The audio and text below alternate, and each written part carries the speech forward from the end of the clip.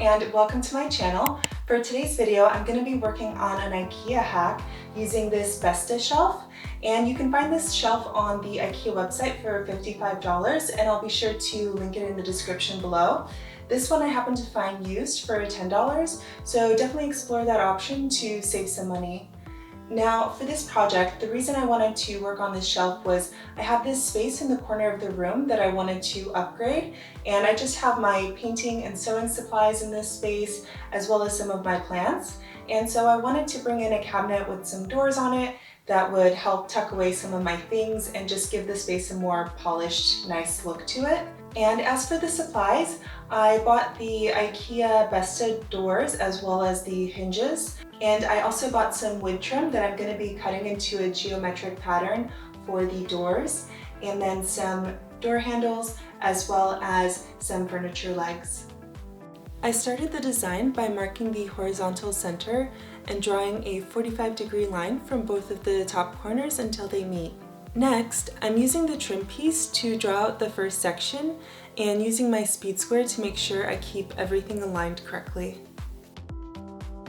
Then I draw the second section perpendicular to the first one.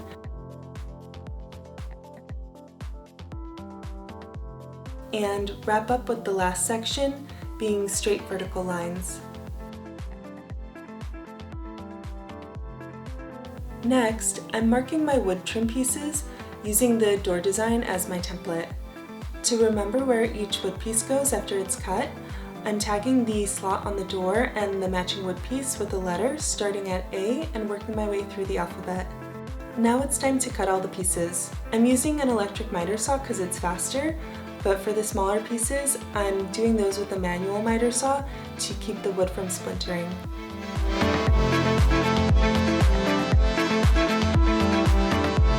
I'm also cutting the metal ends of the furniture legs for a cleaner look, but don't try this at home unless you're super careful and experienced. Since the doors have a laminate finish, I'm using E6000 adhesive to glue on the wood pieces.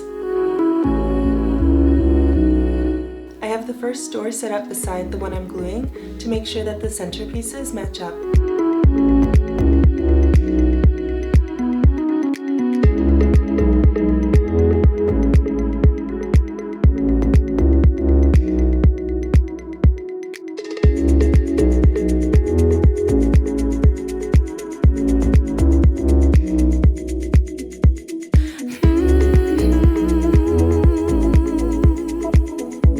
Now that the glue is dried, I'm spray painting the doors white, and I'm doing 3 coats to make sure that they're covered evenly, and I'm also spray painting the legs white.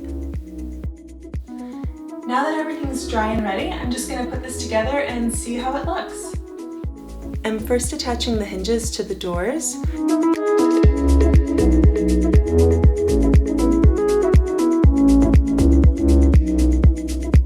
And then sticking in the plastic door bumpers.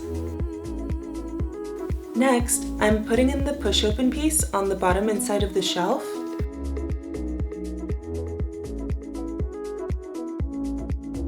The end piece adjusts in and out with a twist. To attach the hinges to the shelf, I laid it sideways for better control.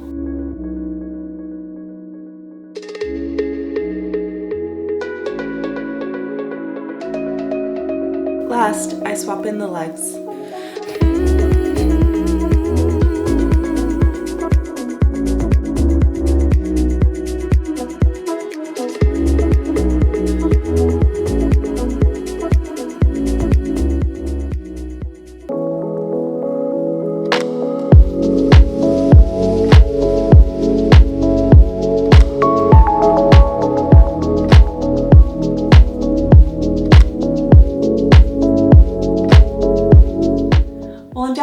With how things turned out, and I didn't use the handles because the hinges actually came with these great little pop-ups, so I didn't even need them, and it has a much cleaner design without them.